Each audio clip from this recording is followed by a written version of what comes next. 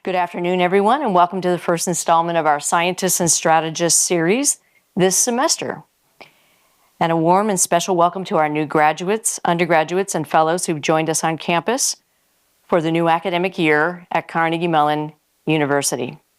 I'm Audrey Kurth Cronin, Trustees Professor of Security and Technology and founding director of the Carnegie Mellon Institute for Strategy and Technology, or CMIST for short, CMIST.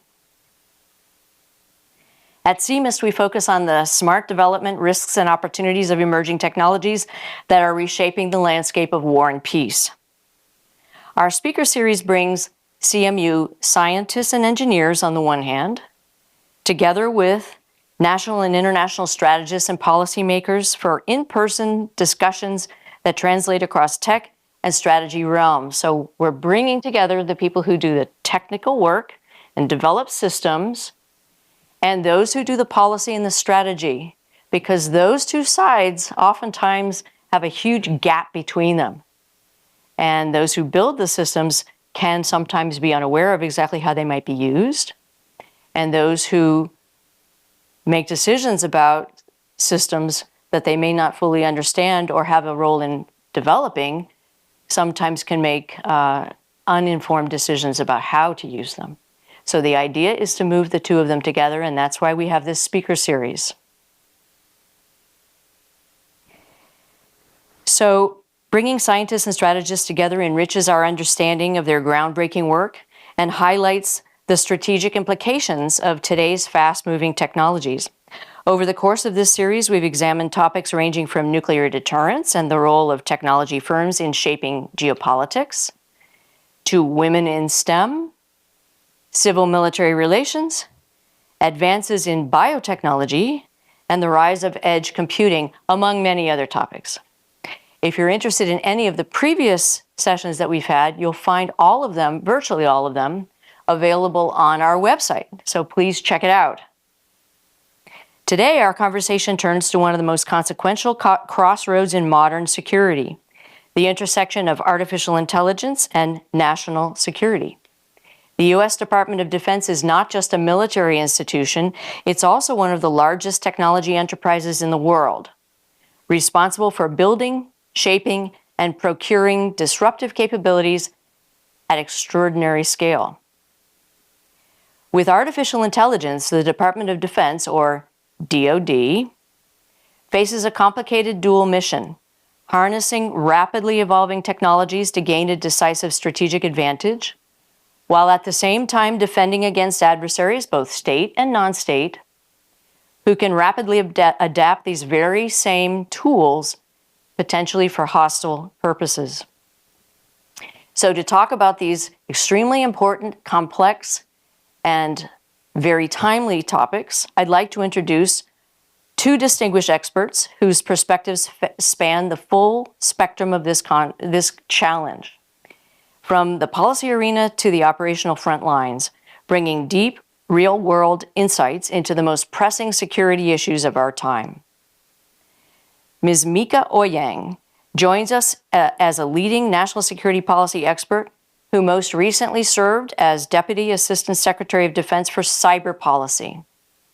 In this role, she was the senior civilian responsible for cybersecurity and electronic warfare strategy at the DoD, where she aligned offensive and defensive cyber capabilities within broader U.S. government strategies.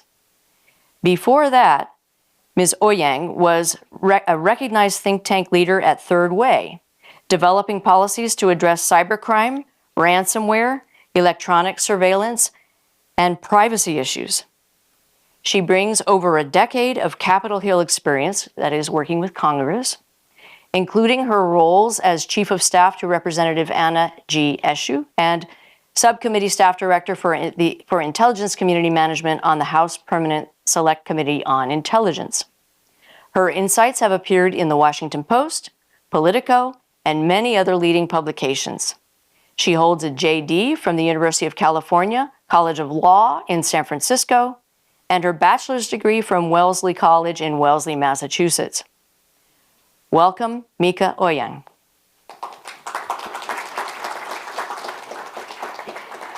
Hang on. I got to introduce. I'll get you in a second. All right. Retired Air Force Brigadier General Gregory Tuhill serves as director of the CERT division here at Carnegie Mellon University's Software Engineering Institute. And for those of you who don't know what CERT stands for, C-E-R-T, it originally stood for Computer Emergency Response Team. Greg made history as the first U.S. Chief Information Security Officer and previously served as Deputy Assistant Secretary in the Office of Cybersecurity and Communications at the Department of Homeland Security.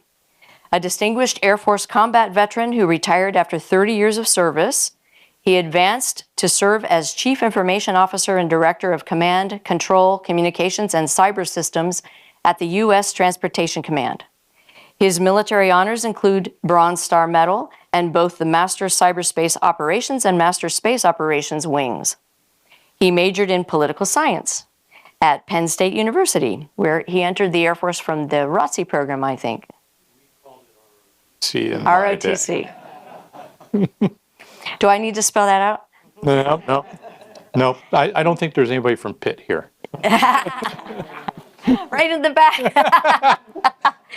All right. As a Penn Stater, I had to say that. Yeah, all right. Well, anyway, Penn State, there you go.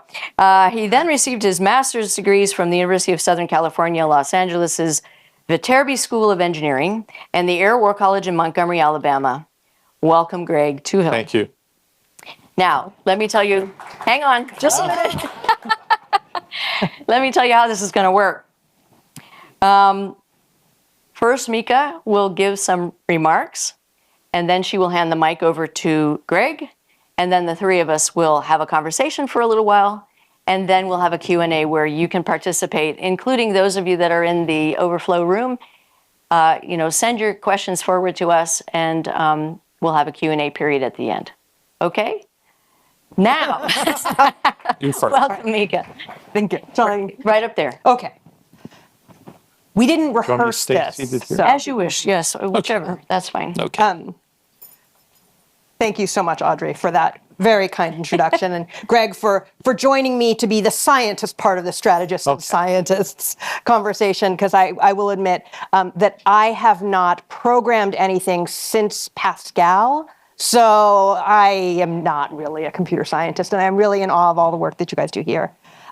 So from the strategist point of view, what I wanted to talk about today, as we get into this conversation about AI and national security, is to sort of a reflection on Confucius Analects, which is that in order to divine the future, we must understand the past. And so I want to talk a little bit about the challenges of defining a technology problem.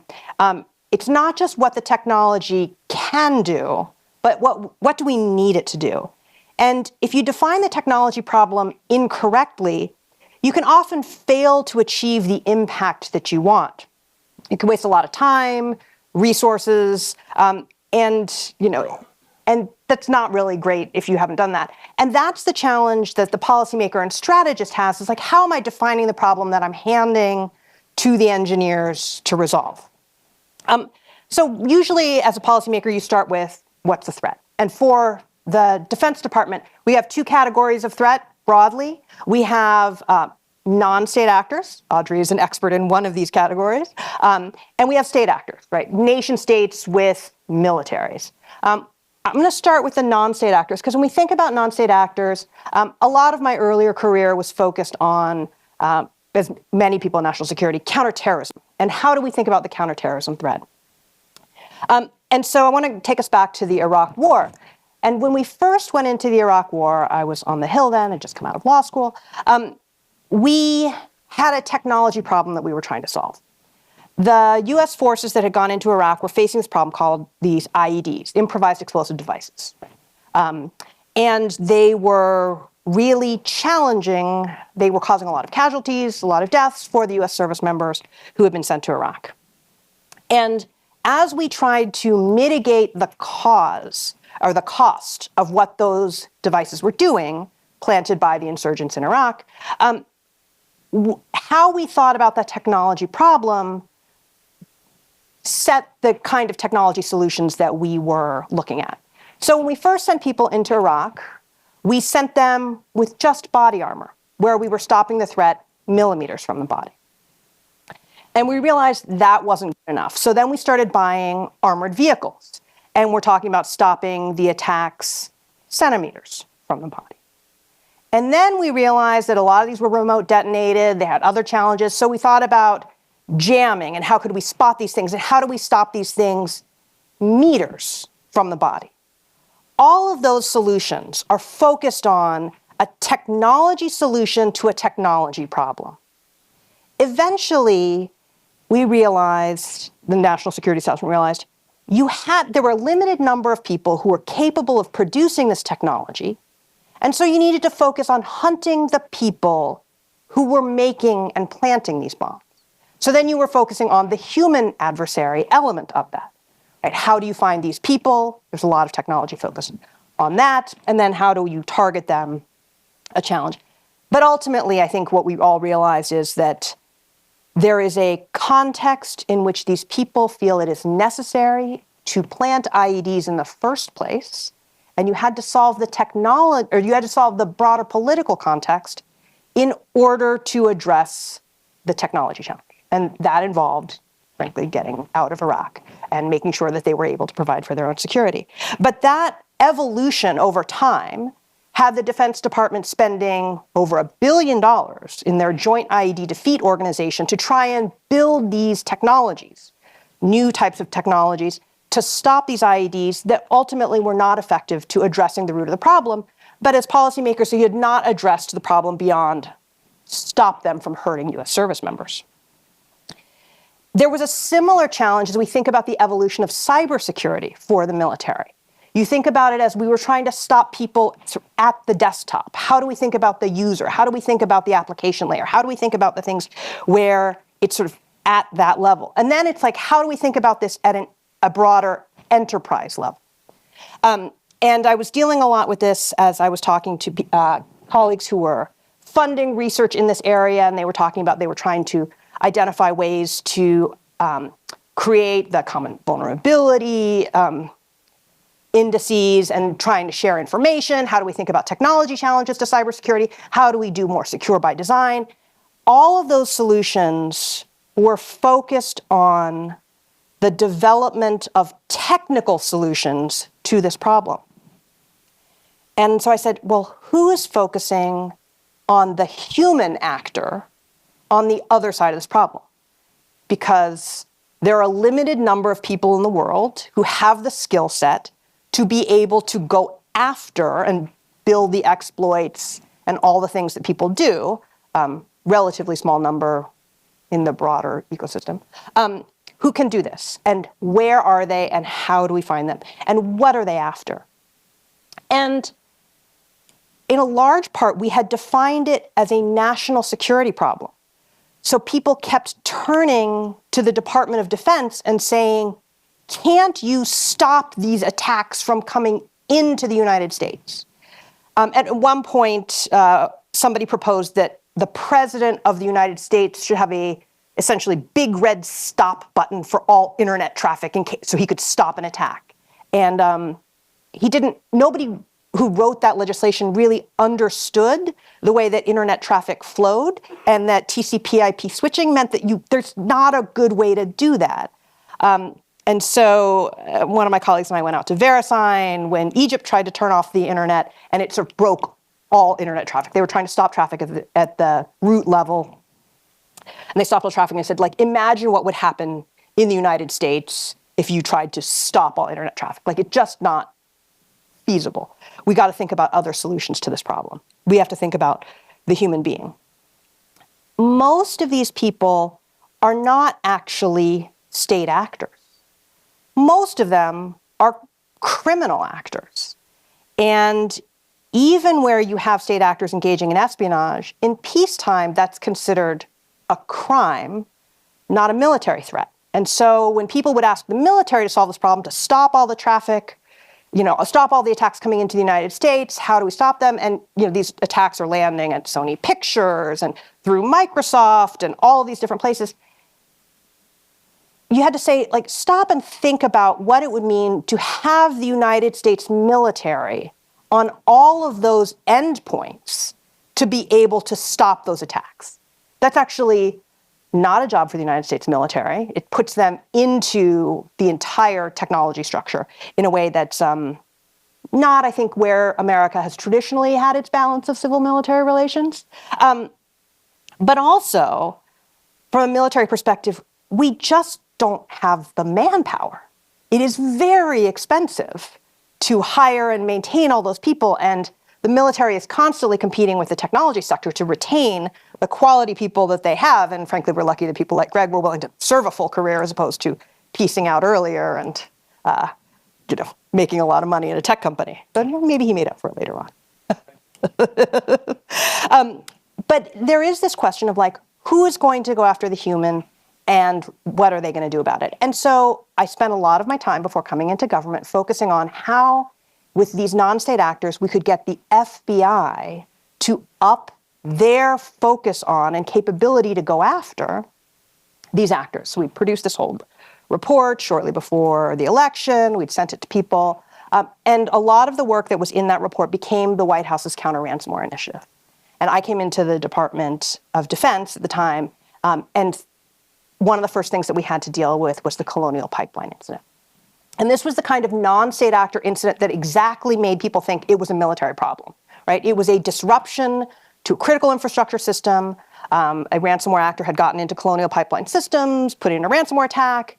The victim, out of an abundance of caution, shut down their operational technology systems, even though they only had signs that the adversary was in their information technology systems. And it caused a tremendous disruption in the flow of gas throughout the region, in the southeast region of the United States. And there were a lot of people saying, like, is this an attack on the United States? No, this is actually a criminal attack with poor incident response. But we had to think about who is the right people, and I think people realized that the FBI was the right agency to do that, and we were able to, working as an interagency, go back and seize some of the ransom that the adversary had extorted from the victim, and the Deputy Attorney General was able to announce that to the American people, that we were able to do something about that. But that was a challenge where we had defined the technology problem wrongly as a military problem, when in fact it was a law enforcement problem. When we look at the state actors, right, they too have defined the technology problem in a way that maybe did not yield the impact that they wanted. So while I was in the Department of Defense, Russia further invaded Ukraine, tried to take the entire country. And they coupled that physical invasion with a series of cyber attacks against banking systems, disruption, DDoSing attack, but most importantly, some of you may recall this, they were able to disrupt a satellite communication network known as Viasat. It had tremendous spillover effects. It disrupted some of the operations of wind farms in Europe, but it was an attempt by Russians to disrupt the communication system of the Ukrainian military so that they would fall apart, going at their command and control, their ability to talk to their forces, their ability to operate as a military. What the Russians did not understand, even though they had been cyber attacking Ukraine for years before then, was that Ukraine's resilience was high. They were able to pivot to other means of communication. You may all remember that Starlink came in at this point, but they were able to, and their resilience was high. They were enabled by a lot of technology companies that helped them migrate essential data, move it to the cloud, address cyber attacks that they were facing, help them with some blocking, but also their will to continue to fight to defend their homeland was high, so that they did not, in fact, collapse in the face of what I think internally felt like a very serious disruption, though I think because of our expectations of what Russia would do in the outset of a conflict in cyber, not as severe as we were expecting. In fact, we had been expecting cyber attacks that were really disruptive to Ukraine. Disruption of the grid, disruption of critical infrastructure. But the Russians found that that kind of disruption to critical infrastructure did not cause the kind of long-term degradation to Ukraine that they were seeking, and eventually they had to return to the use of kinetic munitions to disrupt the grid, and were not actually successful at using cyber attacks.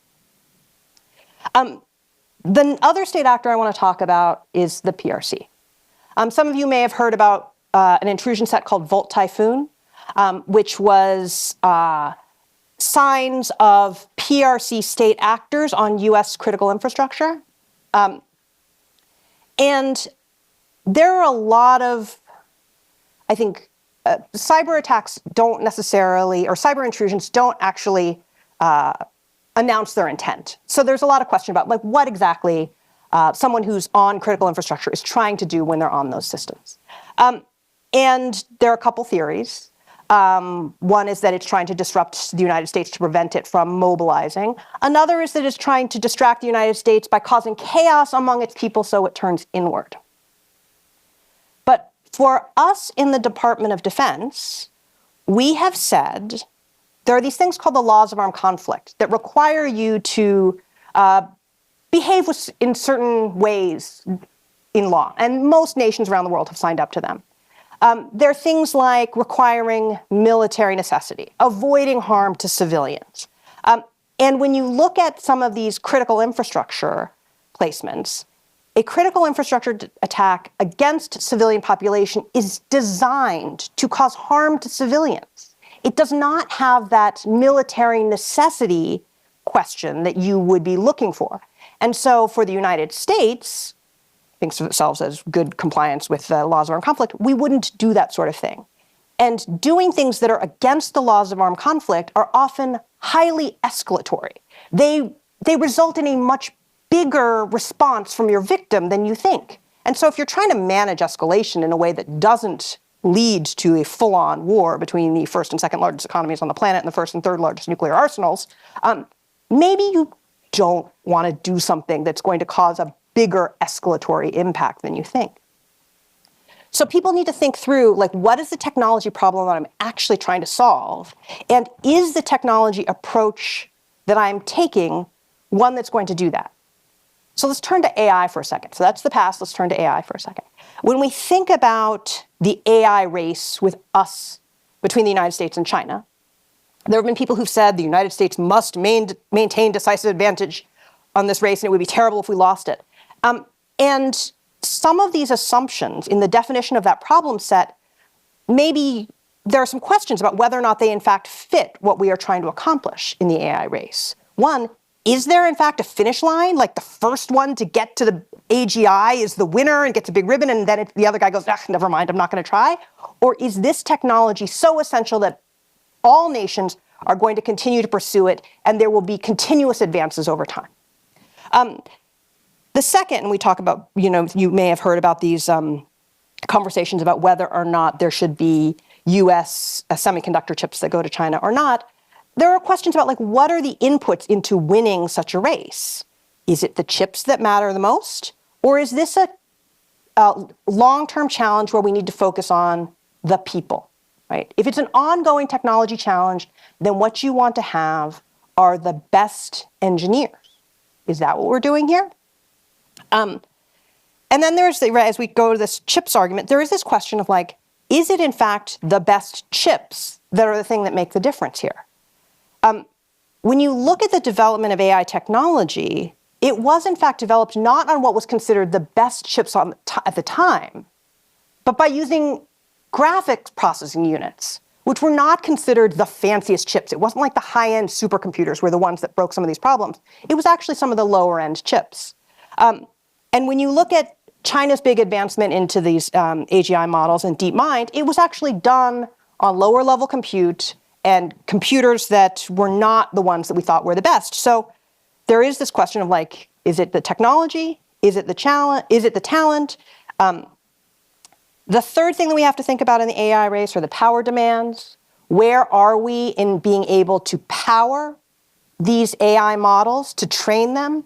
And then the last thing in this AI race and this end state we have to think about is, like, is it just about the models themselves, the foundational models, and whoever gets to the first foundational model, the best foundational model first is the winner? Or Is it the application and the adoption of those models for other things themselves? Is it the AI itself that matters, or is it how we use it?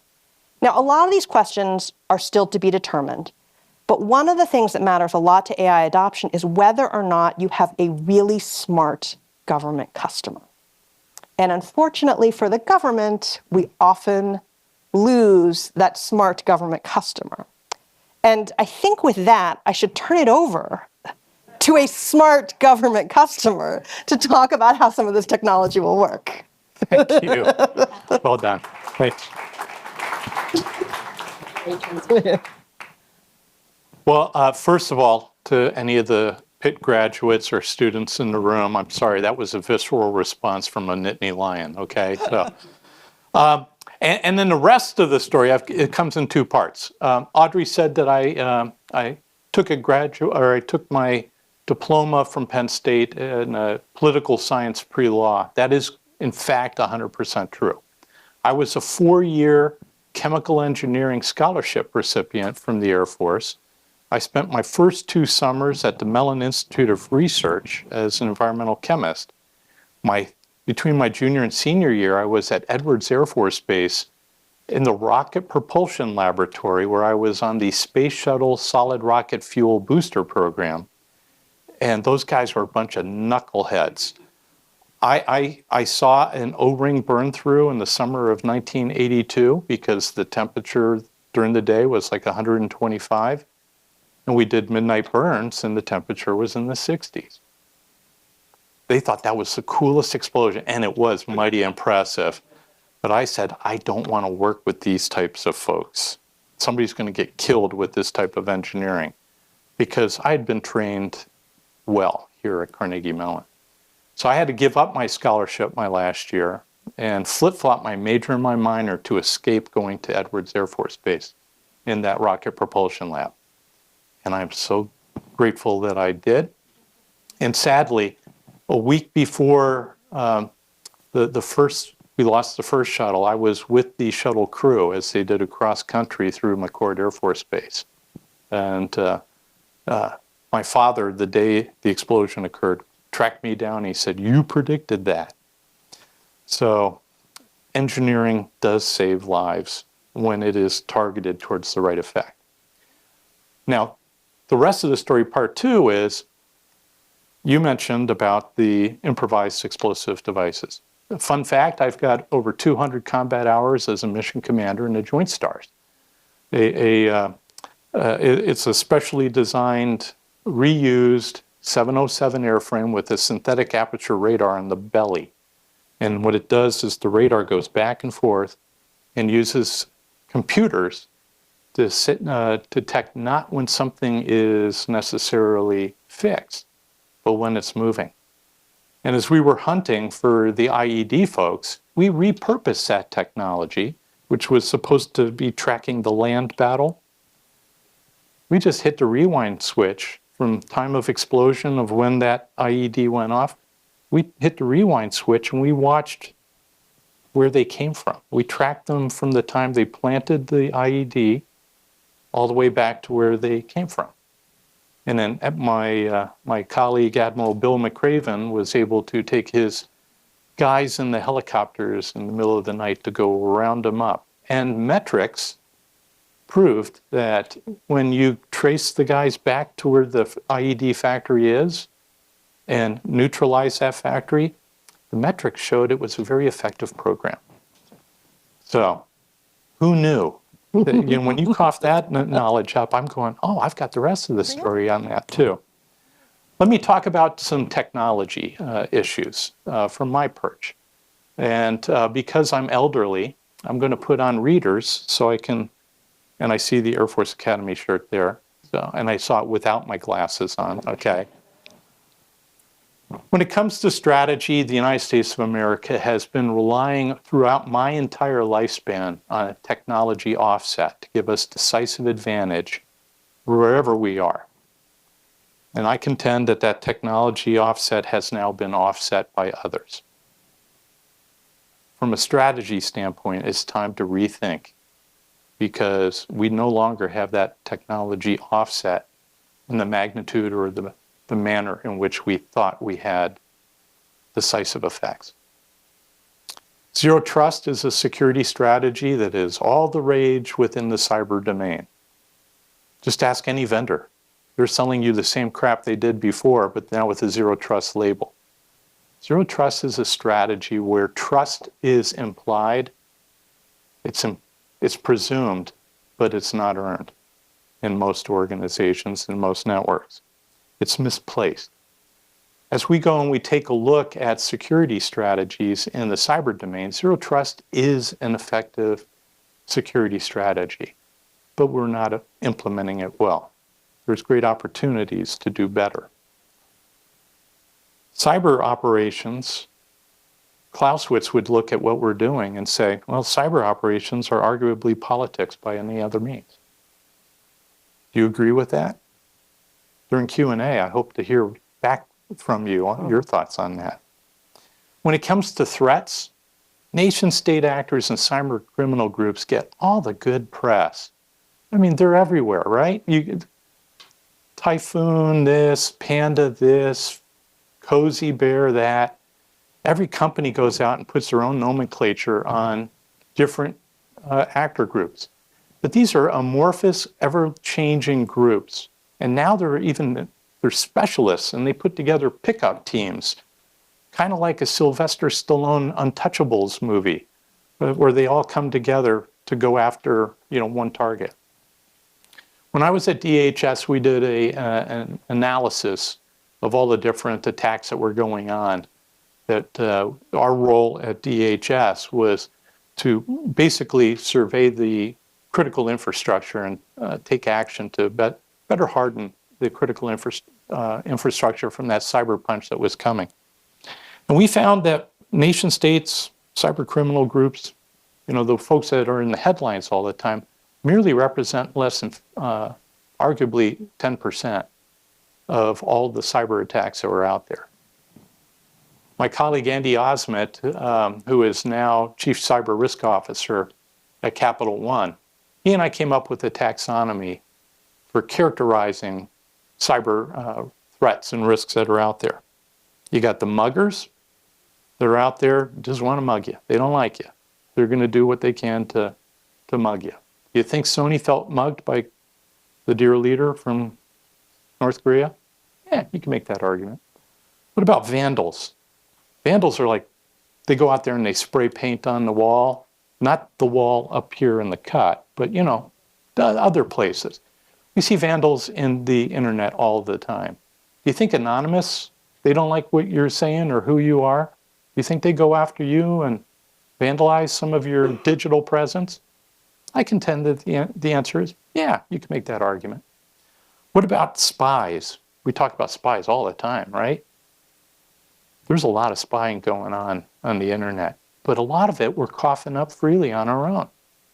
And now in the age of AI, why do you have to hire so many spies when people are giving up information? Most people don't even know what kind of digital footprints they're leaving behind. We've got the financially motivated crooks, the saboteurs, the insidious insiders like Snowden and others. But I would contend that up to 95% of most of the damage done with outages, breaches, leakages, and such is caused by careless, negligent, indifferent, or overtaxed people. Complexity is the bane of security in today's world. We continue to have products that are not secure by design. They're complex to properly install, configure, and operate. Matter of fact, many vendors go out there and they make a fortune just in the training to use their products properly. So they're double billing us.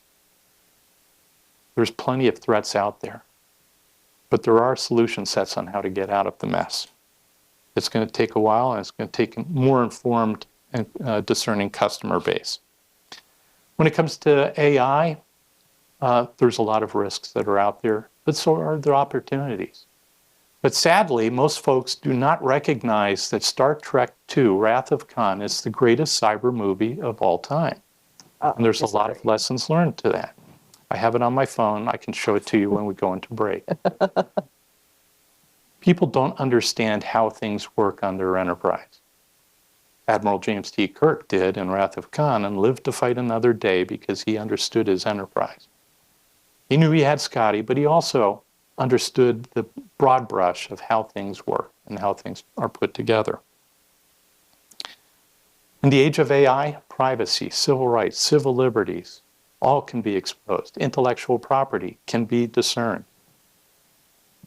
We need to understand not only what we can get out of AI, but what we shouldn't put into it.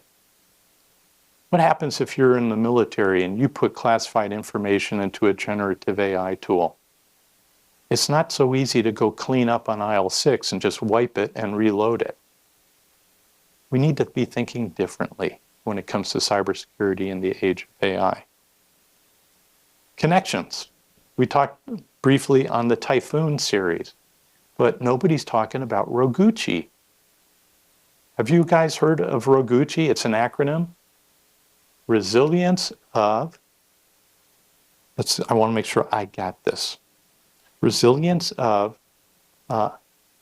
government underseas commercial cable infrastructure.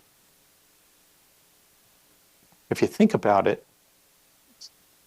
we have 700 major cables that run under the oceans. 95% of the world's internet traffic runs on cables that go under the oceans, not on satellite. It's not broadband RF signals. The landing zones have all been identified. You can go to Greg's cable map, Google that. It'll show you where they all are. What happens if somebody cuts some of the cables? Do you think the satellite infrastructure can support it? No. If I want to take out the internet, I'm not going to go with the big red button on the president's desk. There's three choke points where I know I can drag an anchor and cause havoc on the world and cause the financial markets to react in despair and potentially collapse. As we take a look at the instruments of power, those of us who have gone through professional military education know you got 4 major elements. You got the diplomatic, you got the information, military, and economic. Those are the big 4. The acronym is DIME as a memory aid. Things are changing. Take a look at what's going on in diplomacy. Our alliances are now being called into questions, and we're seeing more bilateral engagements. Trust is a problem, and it's a bidirectional problem in today's world. From an information standpoint, we're drowning in data and thirsting for knowledge. The ability to collect, analyze, disseminate data is critically important in today's day. And yet, just go on social media and you'll see all things and you say, what were these people thinking when they posted this on Facebook, LinkedIn, Instagram, etc. Although, spoiler alert, Travis, yeah, you know, but they're engaged. Yeah. Travis Kelce's off the market, girls.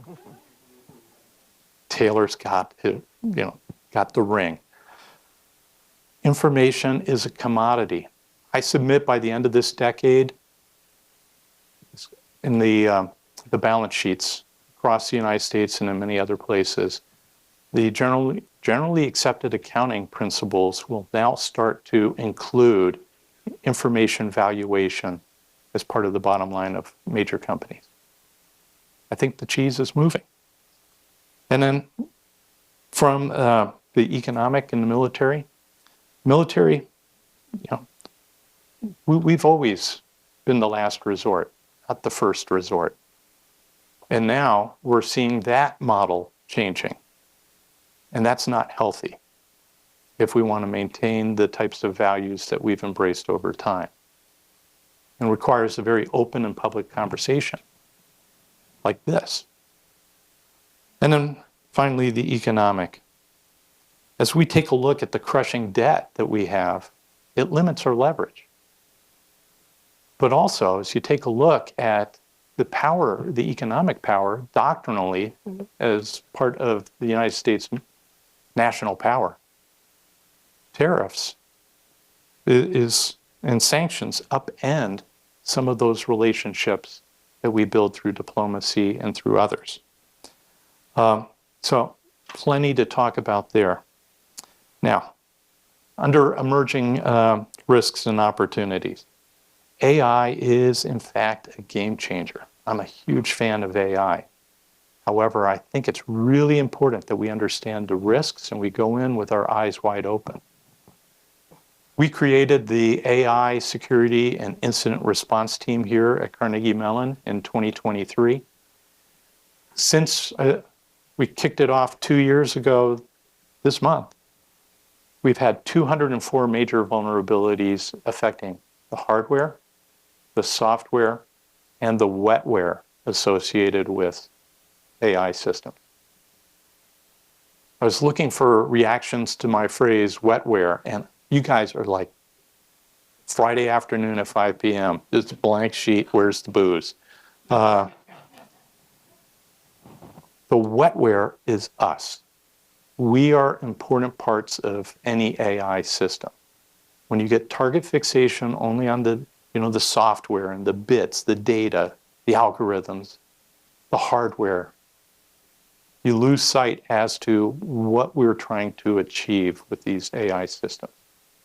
I contend that it's mislabeled. It's not artificial intelligence. It's supposed to be augmented intelligence. It's supposed to be something that would be a tool that can unleash us, the wetware, to be better than what we think we can just by ourselves. Technology is advancing quickly. We need to as well. Quantum technology is being developed right now, but many people aren't ready for quantum. Post-quantum encryption, post-quantum cryptography, back burner in many circles where it should be up front. Because yesterday's secrets are tomorrow's fake news. And then as I take a look at time, as a technologist, time is critically important. Try doing trading on the internet in the financial markets where nobody knows what time it is. Time is technology-based. But patience is a virtue. And as we talk strategy, patience is one of the most valuable assets one can have when it comes to strategy build, strategy execution. I think right now we are in a position where we are in tidal warfare, T-I-D-A-L, tidal warfare. That's the term I came up with. Because like the ocean incrementally takes the sand of beach with every wave, we're seeing a lot of different things erode very quietly. Because clever folks understand that when it comes to gaining and maintaining competitive advantage, sometimes if you pay attention to time, you can get away with a whole lot while nobody's looking. And with that, I think we set the stage for a very fulsome conversation this afternoon. And I look forward to, when it comes to Q&A, rebutting anything that I said that I didn't mean to. Okay, thank you. Thanks, Greg. Thank you. Mika? Great. Greg, if you'll sit here and Mika here, please. Yeah. Audrey, I just want to start by saying I don't actually think Wrath of Khan is the best cybersecurity movie out there. Ah, we've got something to argue over right away. It's obviously War Games. Which was 2 years after Wrath of Khan.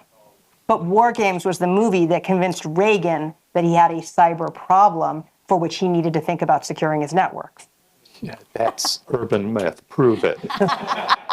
All right, okay. We will leave this for another day. Perhaps there's someone else in the audience who wants to come up afterwards and talk about the film you think is the most important. All right, so let's kick this thing off. You guys both have played a big role in the history of the Department of Defense and its development and adoption of emerging technologies, from cyber to other innovations that are further downstream of the digital revolution. So How is this current moment of fevered activity with respect to AI and cyber, frankly, but especially AI, how is it similar to or completely different from other major technological periods of innovation in DoD? Yeah, I think that this feels different to me. I don't know, Greg. I urge you to take the contrary position just so we can argue. But I'm planning on it, but I'm letting you go first. But I do think it feels different to me in the sense that, like, we are having an open conversation about a revolution in technology that's not just inside the Department of Defense, but between the Department of Defense and private industry. We've had other revolutions in military affairs where we've thought we have to rethink everything, but it was not the same kind of national conversation that we are having right now about the technology and the need for it. So it does feel very different. The other challenge that I really see on this is that there's the technology feels like it is advancing at speeds that are incompatible with the Department of Defense's procurement cycles. We were going to get to that. Yeah. I mean, I remember at the start of my career when they were starting to do the long lead R&D funding for the Joint Strike Fighter. And so, like, that is a program that took 20 plus years to develop, and then it's delivered, and it's like, okay, we're done here, right? It's not like the technology development cycles that are like, well, you release it and it's okay, but you still have to adjust, and, you know, there's changes and it's going to evolve over time. We do not have that type of strategy when it comes to the Department of Defense, and I have a lot of questions about whether or not the Department of Defense can adapt to that kind of a changing technology environment to ingest it into its systems while still maintaining the kind of strategic orientation, position, and understanding of its technology that it needs to.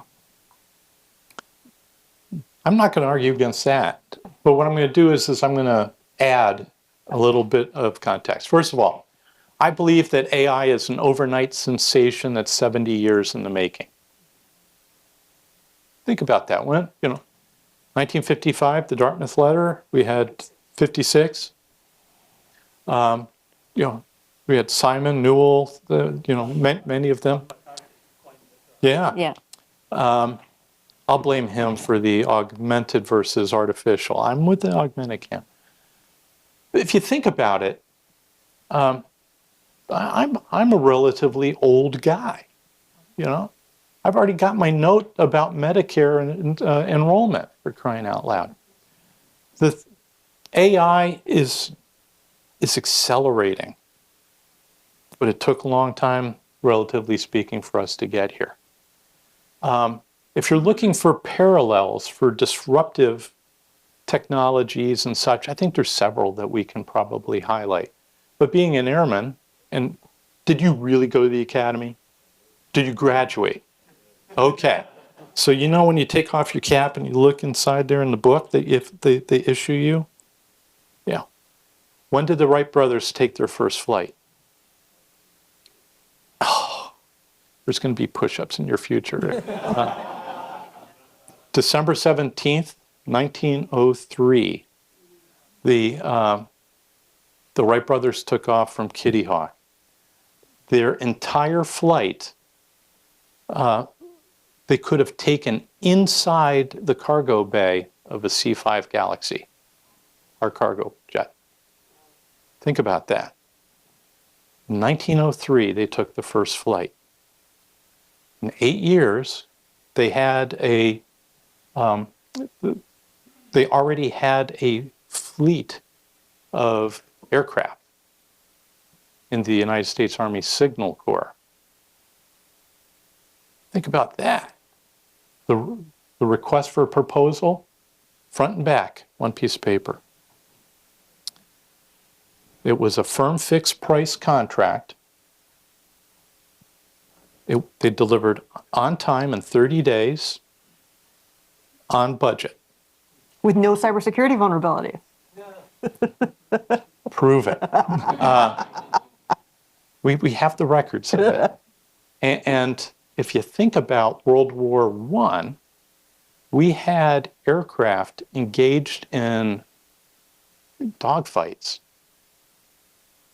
in about 15 years after Actually, even before that. So about 1915 was when the first real dogfight started going. So within a dozen years from the very first manned motor flight, we had air combat, dogfighting. That's pretty fast, right? We had, within 30 years, we had multiple engine pressurized aircraft that could go above 10,000 feet. Didn't have to carry, they didn't have to worry about hypoxia. The crew could live within that capsule. We went through a terrible world war in the 40s. We had the atomic bomb by 45. Split the atom. When did Einstein first, do his research? What I think is happening is technology is advancing quickly. And AI, you can draw parallels, AI and lots of different things, but what good's it going to do? Where I'm taking a look at is what's next, and how do we make sure that these technologies are serving mankind well? And Okay. that's where I think we have some opportunities based. Greg, if I can bring us back to AI, one thing I would say is that AI is a general purpose technology, not just developed for There's multiple the DoD. flavors of AI. Though. So here's my question. Where do you think that AI is most effectively used within DoD, and where do you think that the hype is inappropriate and AI should not be integrated into military systems? Well, there's multiple flavors of AI. We've been using AI for decades. Your call is important to me, Audrey. Tell me what you want, and I'll route your call. I think as we take a look at the military itself, there's plenty of different lines of effort that are out there. Most of the concerns center with using AI and autonomous delivery of warfighting activities, delivery of ordnance, and empowering autonomous systems to make decisions for kinetic effects. That, I think, is the most serious conversation that we ought to be having. But I think there's plenty of opportunities for accelerating and making our business functions more effective, efficient, and secure. I think as we go to defend our networks within the .mil, but also across .gov, .edu, .com, AI is great for that. It's when it comes to warfighting that we have to be engaged in a very sober conversation as to what are we going to surrender to that AI. Sure. Mika? Yeah, so when I think about the uses of AI and its ability to process more data than a human being can do, you want to think about using AI for those things where we are understaffed to the task, where there's massive amounts of data that we need to ingest and understand, and we just can't either afford or cannot find the numbers of people to do that. We talk constantly. I would have conversations with Cyber Command about this all the time. It is very hard to build the cyber forces that the United States military needs. The United States Department of Defense is arguably the world's largest, most complicated enterprise. And defending that attack surface, the complexity of different information security levels, the types of systems that we have coming in, defending that is something that's very difficult for the number of human beings that we have to the task. On cyber defense, if there are ways that we can use AI to help us understand what is most critical, to develop things, we're going to have humans in the loop too, because you don't want AI developing things that when you push the patch, it breaks everything else. Like there are a lot of things that we can use it for. I think there are a lot of challenges there. There's a lot of work that we can do on modeling and sim, right? Where AI can be very helpful, understanding massive amounts of data. And the department's already used that in a lot of areas. And then the other area where I think we really need to think about the use of AI, and here I have some trepidation about its use, is where we think about fusing huge amounts of sensor data together so that the warfighter can understand what is happening when it is happening quickly. The challenge on that is that there's not a lot of training data for this, and the risk of hallucination in this area is quite serious. The idea that you would have your AI look at sensor data and think that there is an incoming missile when there is not an incoming missile, you can imagine that that is quite a severe national security challenge for the United States, right? It is one thing if on your, MRI, your doctor sends it off and has an AI look at it. It is another thing entirely when you are thinking about the time and risk involved in response to missile attack if you have an AI that hallucinates. So we're talking about an adversarial situation. So it's not just a matter of one side having the ability to search a great amount of data without considering the other side trying to make that process and potentially that data be ineffective. So how do you deal with things like poisoning the data and becoming involved in undermining AI systems that are for decision making that then serves the interests of the adversary? So we have two sides here, right? At least two, maybe more. Yeah, look, I really worry about the cybersecurity of AI systems themselves, because the more we put into AI systems and then we don't really understand how it delivers to us the decisions that it delivers, and we don't couple that with strong cybersecurity measures that allow us to understand if that system has been compromised in some way, if you get to a point where you can't trust the data and the result, you have a huge problem, because ultimately, what matters in national security is what your decision maker understands about the world and how true that is and how they respond to it. And if you cannot trust the systems that are presenting you that data, that's a separate question about whether or not your decision makers are willfully not looking at the data that you're seeing. But if you cannot trust the data, if there's no sort of common understanding about what the data means, that's actually quite bad for national security decision making and could result in a paralysis and a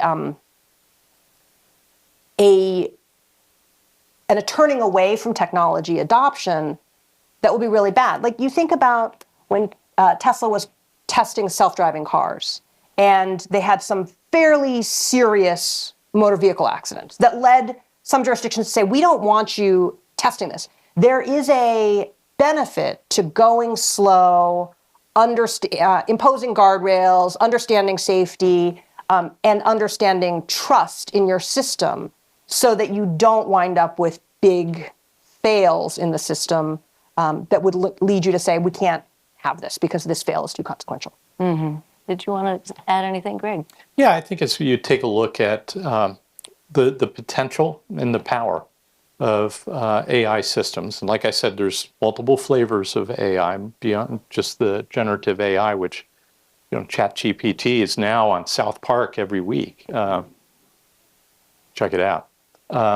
As you take a look at the different things that we can do from a technology standpoint, we can make things better, and we are making it better as a community of interest. You're seeing things like programs centered on cyber for AI, but we're also seeing programs geared towards using AI for cyber to better identify, characterize, and neutralize threats. You're also seeing products being delivered to the market, such as AI firewalls and firewalls for AI.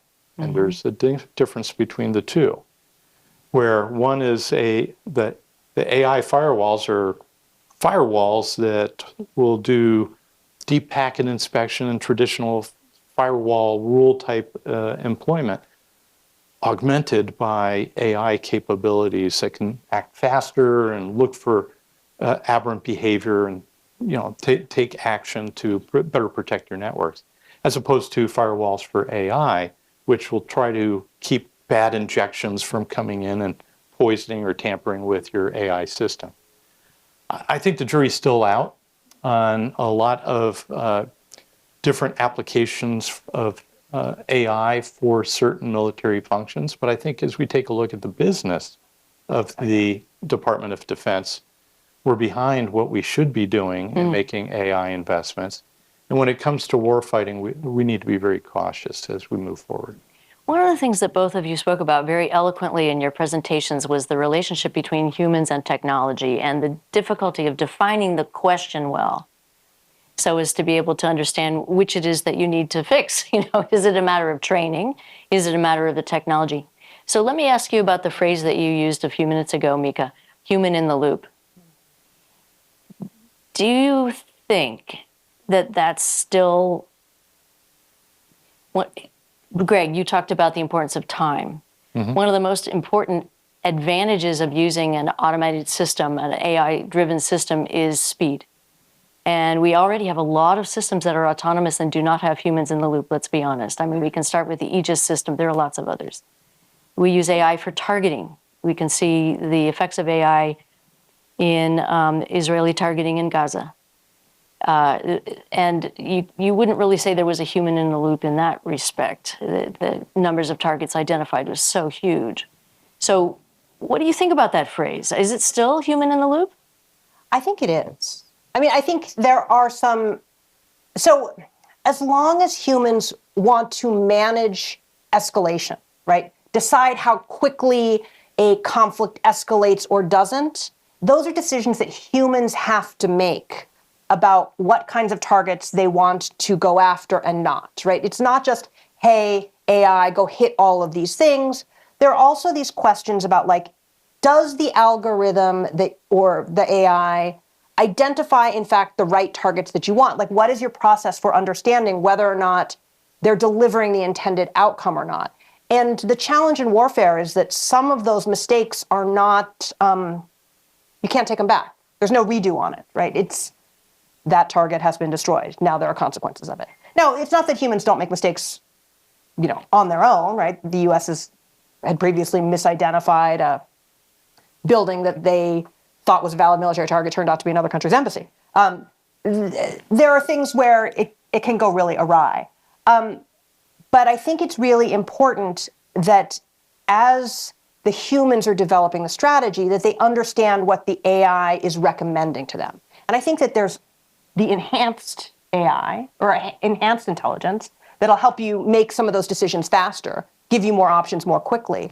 But I think you don't want it to take action on those things without a human saying, yes, this is in fact what I want to do. And we're very careful as far as following the law of armed conflict. And when we go to any particular area of military responsibility for potential combat employment, we set ahead of time our rules of engagement. And the commander is responsible for making sure that those rules of engagement are well defined in accordance with the National Command Authority. And by the way, there's a lot of folks who check on that on a regular basis, but also conveying all of those rules of engagement down to the lowest level.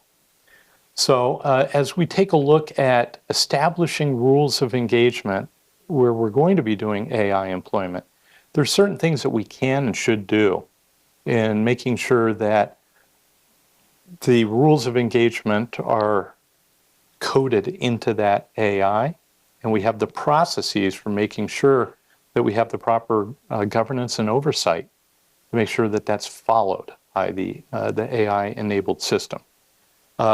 Case in point, you have a very defined area of responsibility, or area of engagement. You can tell the weapon system that it's got AI augmentation. This is where you operate in. You will not stray from that. There's several things that you can and should do, but I think more work needs to be done in places like the war colleges and with the Defense Acquisition University and those folks who are procuring those systems and using those systems to make sure that it's not bolted on at the end.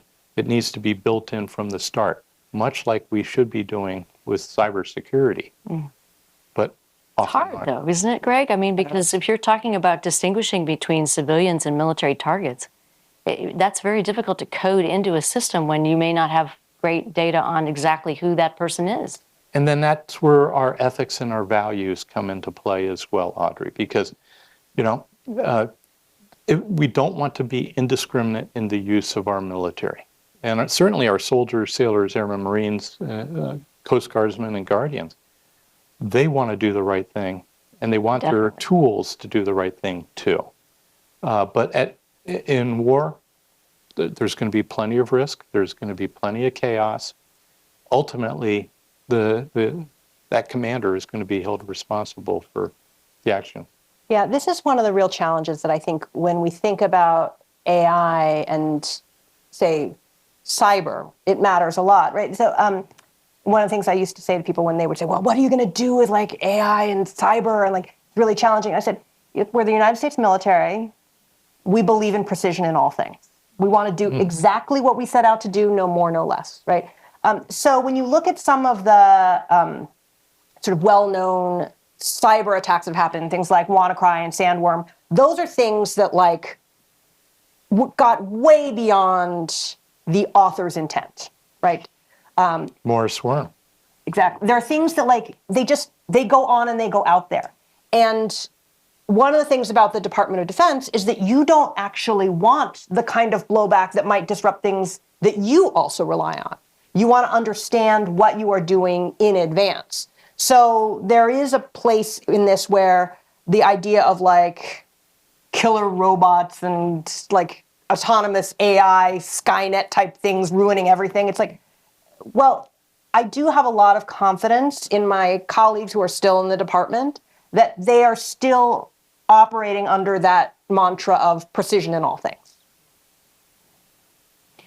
Okay, I'll open it to the audience for a few follow-ups or additional questions. Yes, sir. Can you identify who you are? I'm sorry, I should have said that. Great, thank you. So precision and everything. Part of the problem with AI now is that for a variety of reasons, as I give you some, you cannot verify the results. And if you cannot verify the results, you cannot use it like the data. Let me give you an example.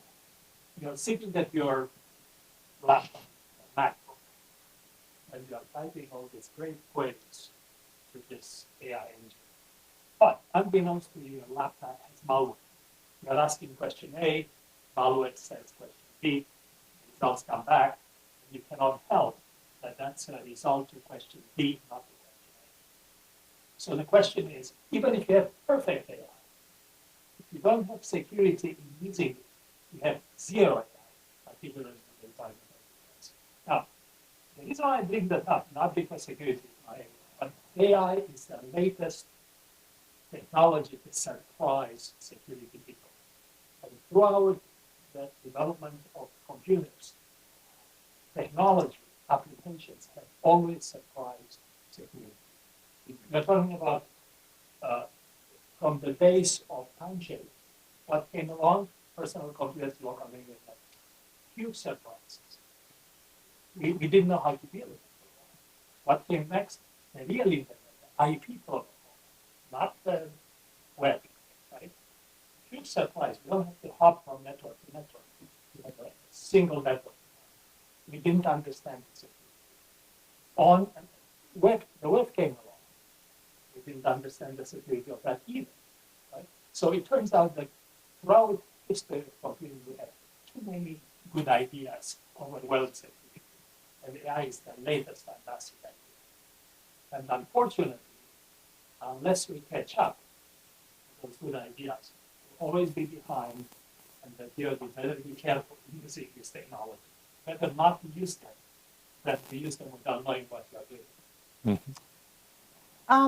I don't know that I agree with the perspective of you shouldn't use it unless it's perfect. No, right? That's not what I said. And because I also think there are many people who are using AI in the Department of Defense in areas where the risk is low, right? There are things for which you are replacing humans in business function. But I think that your point about security is an important one, and I think it's really important, even if you don't understand the AI, you can query where the department is on its security posture on those AI systems. And I think that that's an important thing for people to start doing. Unfortunately, not very far. I I can guarantee you that. Not very far. That's the unfortunate thing. These systems don't have to be perfect. They just have to be good enough that we can trust. Go ahead. Well, first of all, I want to, for those who don't know Virgil, Virgil's in the Cybersecurity Hall of Fame as one of the first members of that hall. And Virgil, I think, as we take a look at that DoD enterprise, going back to what I said before, the business functions, I'm all in. But I also know what the risks are, to some extent. But when it comes to breaking things and killing people, that's where I want to see the verifiable. And that's one of the things that we're trying to do, like at the Software Engineering Institute, is figure out the best methodologies to do developmental test and evaluation. How do you do test and eval for like a generative AI where you can't do regression testing that we've relied on for years with test and eval. So I think we've got more work that needs to be done before I personally, as a former military commander in the field, and I know all the good places to eat, Iraq, Afghanistan, and a lot of other countries. We need to be very, very serious about that. But on the same token, we have to realize that some of our potential adversaries are not as serious about that as we are. And that adds a degree of difficulty anytime our troops go out into the field and into an environment where other suppliers of military technology may be operating. So, complexity is the bane of security. Complexity is also a characterization of conflict. And we have catch up to do in a lot of areas of AI and its application in the military context. And I don't necessarily feel like we have the best proportion of investments towards verification, validation, making sure that it's what it says it does. Question in the back? Hi. Stand up, please. So there was some allusion to systems, products that don't work.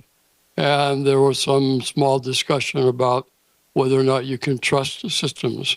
So my question about the first one is, why is it that we can't build systems that work? And my question about the second one is, how do you decide whether to trust a system or not? Can you identify who you are? Roy Maxian. Thank you. Yeah, I think, so when I was talking about sort of systems that don't work, it's not necessarily that the system doesn't work, but it might work as intended, but the intent doesn't match the strategic end that you were trying to achieve, right? Like, jammers doesn't stop IEDs from being in place, and it doesn't stop the war from ending. It doesn't stop U.S. service members from being hurt because the technology is limited in what it can do. Right? You can get you might get the technology to work as intended. That's a different question than is the particular technology tool useful for what you want. Those are different things.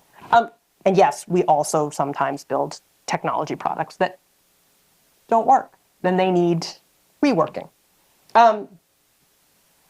But I do think the question on how do you trust a system is a really important one. I don't know that I have a good answer for you on that, right? And I think that we've often made a choice to trust a system until it has been shown to be compromised. And then the question is, what do you do with the system at that point?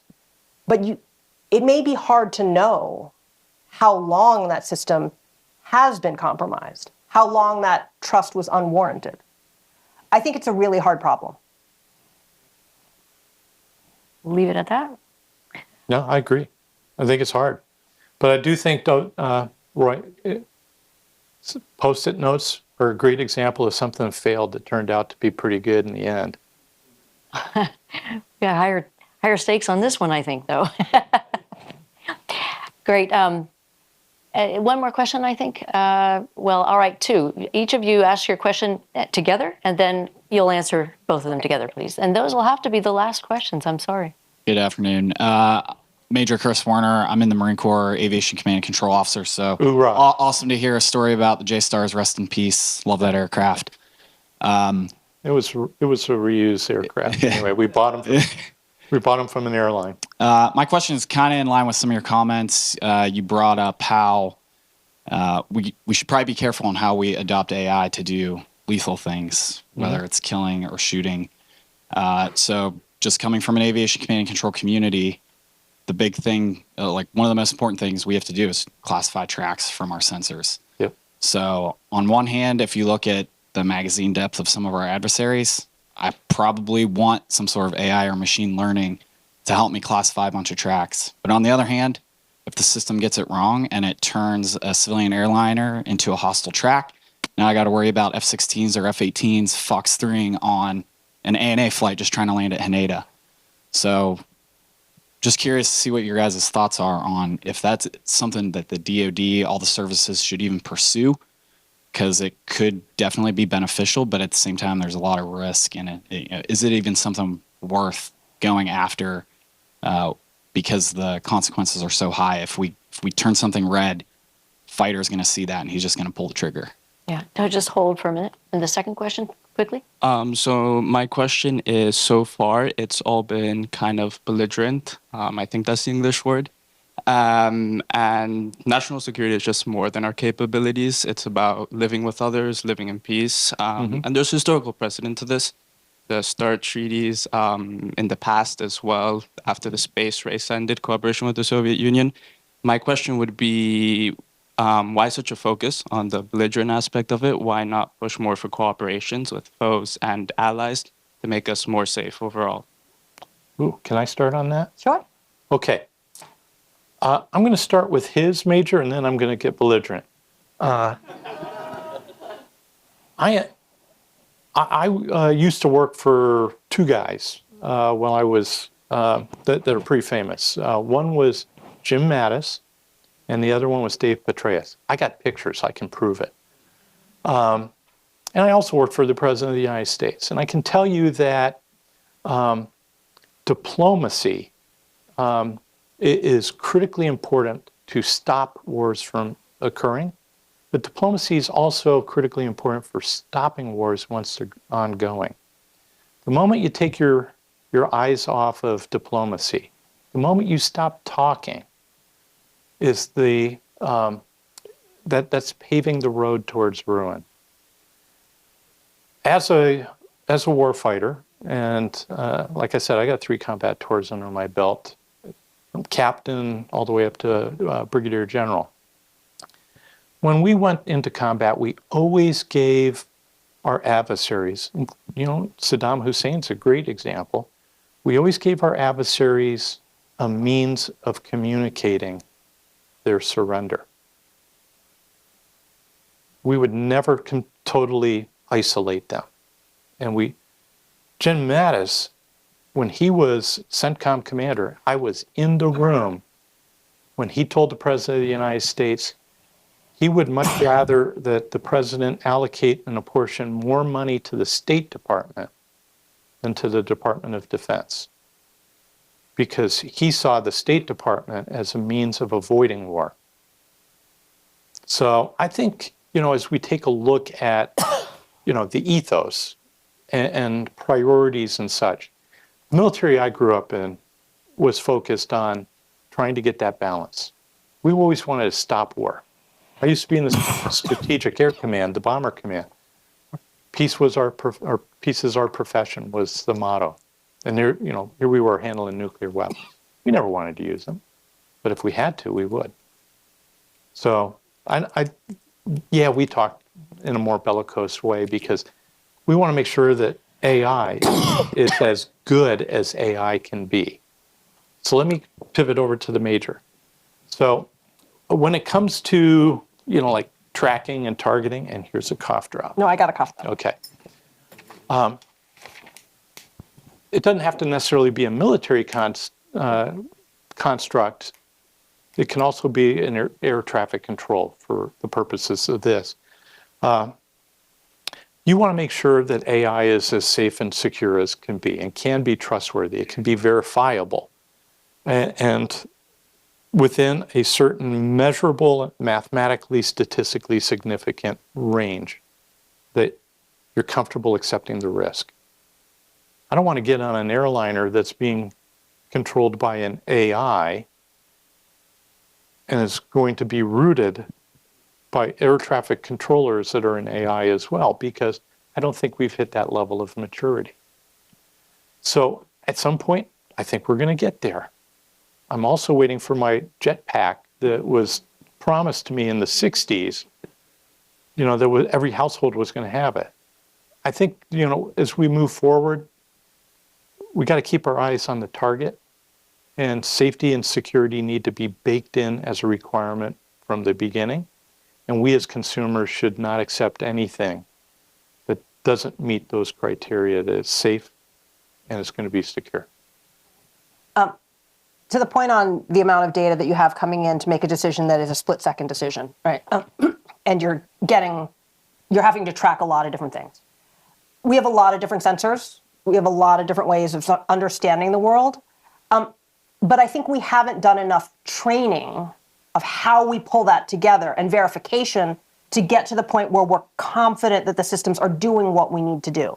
So as the Department of Defense thinks about adoption, right, it's got to think about, how am I training this? What are my guardrails? How am I feeding more and more data into this thing? How am I verifying what this is so that over time I grow confidence in the answer that I have? And I think we can look at large language models, but and the amount of training that's gone into that, that's a very different challenge than fusing, right, IR, EO, right, all the spectrum information that you have together to make a split-second decision. That's going to take a lot of time. So it may not be that you're still in the cockpit by the time that we have that technology ready. To the point on sort of bellicosity and where we are, this goes back to the challenge that I was alluding to in the AI race. There's a lot of this conversation around winning an AI race, and we might have to fight, that sort of are laden in it a lot of assumptions about conflict. But there's not a lot of conversation that says, where are the areas that are safe, not only safe, but important for collaboration of AI between all of our countries? You think about drug development, biomedical research. There are things that we are all human beings, regardless, right? Diseases flow around the world and affect everyone. There are certain things where everyone will benefit by the adoption of technology. How do we think about those? How do we think about globally integrated supply chains and where it is beneficial to all of us to work together? And the national security community tends to focus on conflict because that's the mission of the Department of Defense, is to be ready to fight and win the nation's wars. So I spent 4 years focusing on that side of the house. But you're right. There's a very important side of this conversation that says, where is the cooperation? How do we think about where we need to work together separately? And frankly, that should be a larger conversation globally than how and when do we fight? Because hopefully that is a conversation and eventuality that never comes to pass.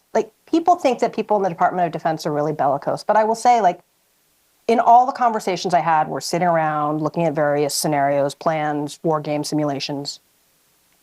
I'm looking at my colleagues around the table and thinking they are the ones running the risk of not coming home to their children if this goes down. And they are the last people who want that to happen.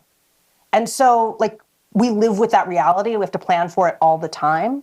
But it's not the thing that they want to have happen because of the impact that it has to everyone. And so there is more of a conversation that we need to have, but this, and maybe we'll have those conversations another time, but this conversation was focused in a different direction. Yeah. So that's a very good idea, actually. I think we should probably have a session. We're pretty full up for this term, but maybe in the spring term that we'll talk about areas of cooperation in AI and how we can use strategic methods and greater conversations between scientists and strategists to reach those. So thanks for that question. I'd also like to thank our speakers, and let me give them a little gift. I think they were terrific, and thank you for all of your questions. Thank you, Mika. Thank you. Great.